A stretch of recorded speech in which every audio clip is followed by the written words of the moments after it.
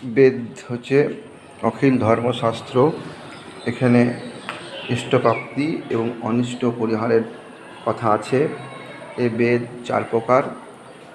বেদব্যাস তিনি এই বিভাগ করেছেন। ঋগ্বেদ হচ্ছে প্রাচীনতম বেদ, একে দশতয়ী বলা হয়।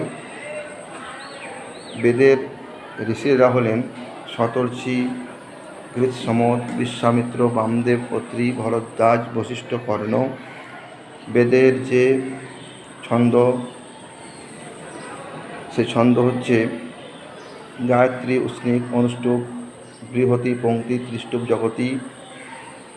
দ্বিতীয় থেকে অষ্টম মণ্ডলকে বলা হয় ফ্যামিলি বুক। অষ্টম মণ্ডল হচ্ছে প্রঘাত মণ্ডল, নবম মণ্ডল হচ্ছে সমমঙ্গল, প্রথম মণ্ডল এবং শেষ মণ্ডল। প্রথম মণ্ডল এবং শেষ মণ্ডলকে বলা হয় প্রকৃষ্ট, প্রকীর্ণ মণ্ডল বলা হয়।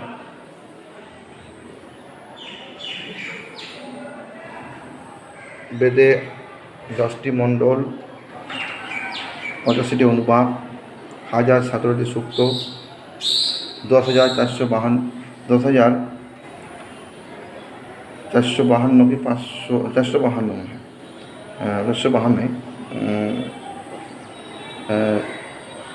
মন্ত্র রয়েছে। আর